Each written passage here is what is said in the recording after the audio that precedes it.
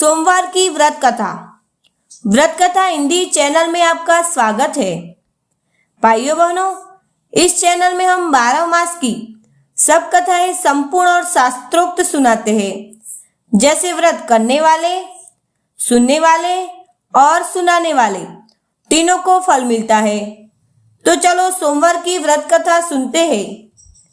प्राचीन समय की बात है। मानपुर नगर में एक साहूकार रहता था। उसके घर में तन की कोई कमी नहीं थी, लेकिन उसकी कोई संतान नहीं थी। इस कारण वह बहुत दुखी रहता था। पुत्र प्राप्ति के लिए वह प्रत्येक सोमवार व्रत रखता था और पूरी श्रद्धा के साथ शिव मंदिर जाकर भगवान शिव और पार्वती जी की पूजा करता था। उसकी भक्ति देखकर एक दिन मां पार्वती प्रसन्न हो गए और भगवान शिव से उस साहूकार की मनोकामना पूर्ण करने का आग्रह किया। पार्वती जी की इच्छा सुनकर भगवान शिव ने कहा कि हे पार्वती, इस संसार में हर प्राणी को उसके कर्मों का फल मिलता है और जिसके भाग्य में जो हो उसे भोगना ही पड़ता है। लेकिन पार्वती जी ने साहूकार की भक्ति का मान रखने के लिए उसकी मनोकामना पूर्ण करने की इच्छा बताई। माता पार्वती के आग्रह पर शिवजी ने साहूकार को पुत्र प्राप्ति का वरदान तो दिया, लेकिन साथ ही यह भी कहा कि उसके बालक की आयु केवल 12 वर्ष होगी। माता पार्वती और भगवान शिव की बातचीत को साहूकार सुन रहा था। उसे ना तो इस बात की खुशी थी और ना ही दुख। वह पहले की प्राति शिवजी की पूजा करता रहा। कुछ समय के बाद साहूकार के घर एक पुत्र का जन्म हुआ। जब वह बालक 11 वर्ष का हुआ तो उसे पढ़ने के लिए काशी भेज दिया गया। साहूकार ने पुत्र के मामा को बुलाकर उसे बहुत सारा धन दिया और कहा कि तुम इस बालक को काशी विद्या प्राप्ति के लिए ले जाओ और मार्ग में यज्ञ कराना। जहां भी यज्ञ कराओ वहां ब्राह्मणों को भोजन कराते और दक्षिणा देते हुए जाना। दोनों मामा पांजे इसी तरह यज्ञ कराते और ब्राह्मणों को दान दक्षिणा देके काशी की ओर चल पड़े।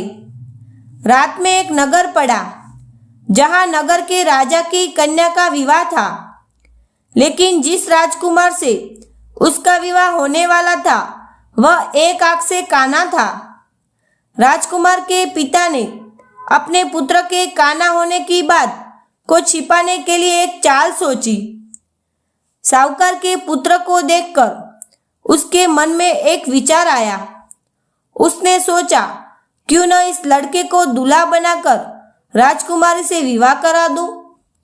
विवाह के बाद इसको धन देकर विदा कर दूंगा और राजकुमारी को अपने नगर ले जाऊंगा।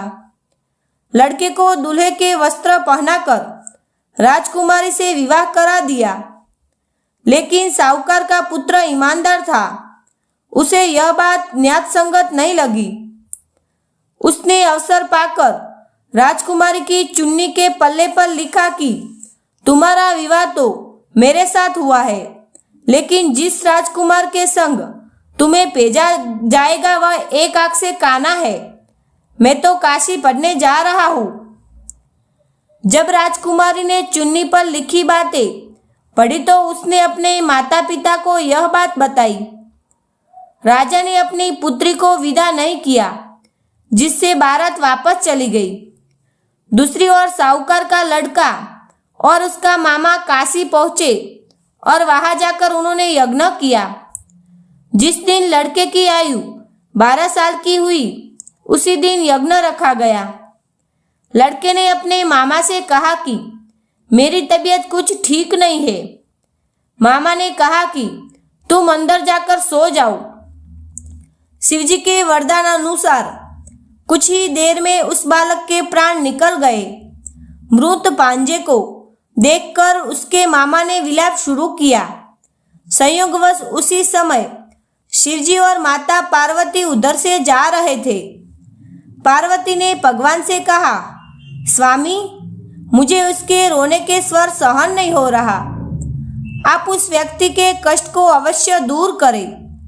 जब शिवजी मृत बालक के समीप गए तो वह बोले कि यह उसी साहूकार का पुत्र है जिसे मैंने 12 वर्ष की आयु का वरदान दिया।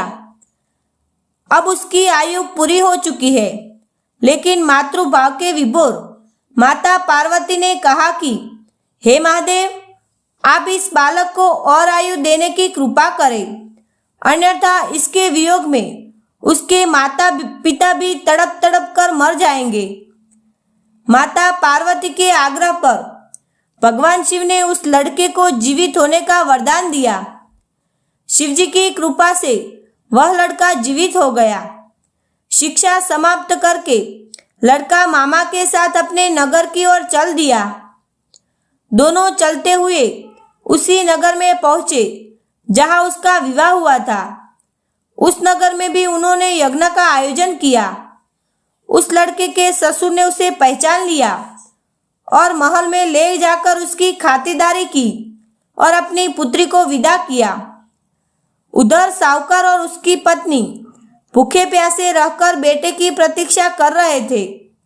उन्होंने प्रण कर रखा था कि यदि उन्हें अपने बेटे की मृत्यु का समाचार मिला तो वह भी प्राण त्याग कर देंगे, परंतु अपने बेटे के जीवित होने का समाचार पाकर वह बेहद प्रसन्न हुए।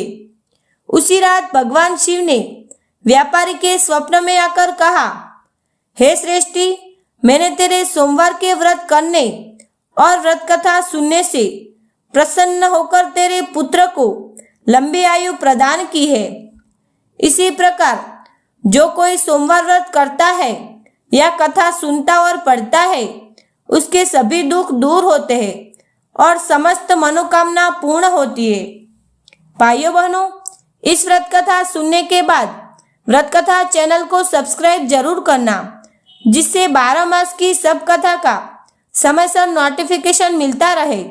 और भाइयों बहनों, ग्रुप में ये वीडियो जरूर शेयर करना। जय भोलेनाथ।